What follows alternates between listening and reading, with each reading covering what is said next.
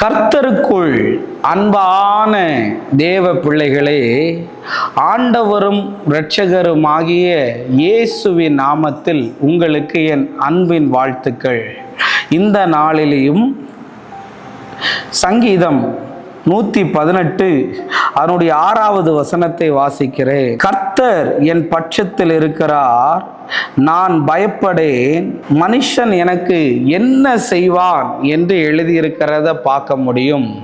இந்த காலை நேரத்தில் ஆண்டவருடைய வார்த்தை உங்களை தேடி வருகிறது. நான் பயப்பட மாட்டேன் என்று சொல்லுங்க.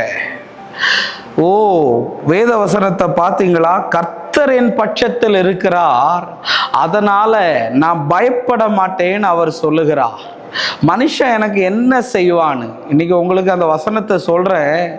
மனுஷன் உங்களுக்கு என்ன செஞ்சாலும் நீங்க பயப்படாதீங்க, ஏன்னா கர்த்தர் உங்க கூட இருக்கிறார். ஆமைன்னு சொல்லுங்களேன்.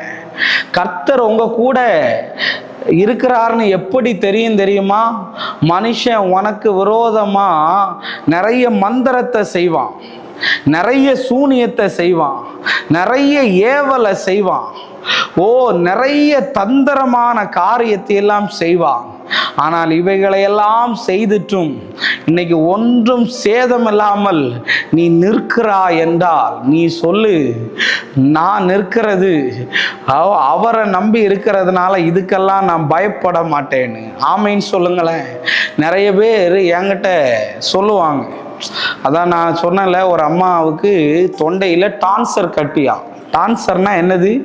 ஒரு தைராய்டோட சம்பந்தப்பட்ட ஒரு கட்டி.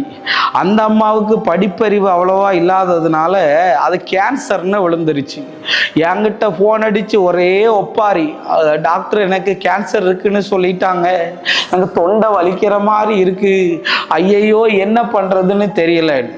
அம்மா ஒரு நாள் வாங்கன்னு அப்பாயின்மெண்ட் கொடுத்துட்டு ரிப்போர்ட்டை காட்டுங்கன்னு, எப்போ யார் வந்தாலும் ரிப்போர்ட்டை வாங்கிட்டு ஜோம் பண்ணுறதை அனுப்புவேன். ஏன்னா அதில் எழுதியிருக்கெல்லாம் பொய்யா மாறட்டும்னு. இப்போ நான் அதில் பார்த்தா, அம்மா அதில் கேன்சர்னு எழுதலை, டான்சர்னு எழுதியிருக்கு, உங்களுக்கு கேன்சர் இல்லைன்னு. அப்படியா தம்பி அப்படின்னு பார்த்தியா? ஒரு எழுத்து மாறினாலே நிறைய பேருக்கு பயம் வந்துடுது. இன்னைக்கு நான் சொல்ல வர ஒரு சின்ன கட்டி வந்தா, ஐயோ இது கேன்சர் கட்டியா இருக்குமோ, இந்த வயிறு வலி வந்துச்சுன்னா வயிற்றுல கேன்சர் வந்திருக்குமோ. இன்னைக்கு நான் சொல்ல வரேன், எதை நினைச்சும் நீ பயப்படாத, கர்த்தர் உன் கூட இருக்கிறார். சொல்லு, நான் பயப்பட மாட்டேன்னு தைரியமா சொல்லு. நீ பயப்படவே பயப்படாத, ஏன்னா கர்த்தர் உன் பட்சத்தில் இருக்கிறார்.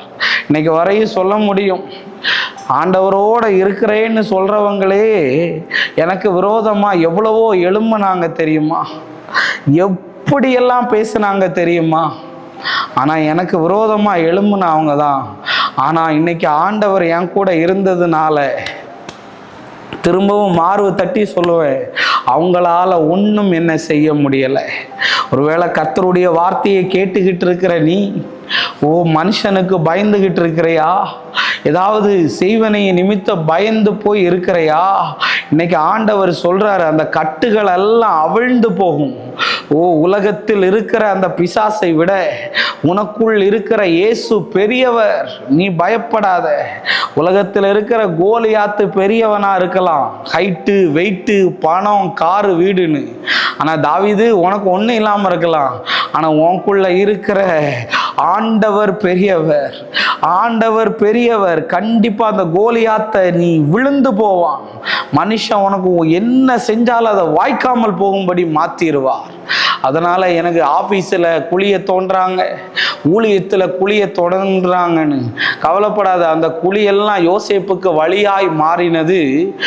சத்துரு அவன் வெட்டின குழியில அவனே விழுந்து போக வாய்ப்பாய் மாறும். கவலைப்படாத, மனுஷன் உனக்கு ஒன்றும் செய்ய மாட்டான், நீ பயப்படாத.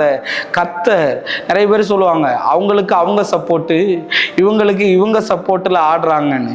எனக்கெல்லாம் யாரும் சப்போர்ட் இல்லை, எனக்கு அவர் தான் சப்போர்ட்டு. அவர் சப்போர்ட்டாக இருக்கும்போது யார் என்ன பண்ண முடியும்? அதனால் கவலைப்படாத, ஆண்டவர் உனக்கு சப்போர்ட்டா. யார் பட்சம்னு நிறைய பேர் கேட்பாங்க, அவங்க பட்சமா இவங்க பட்சமானு.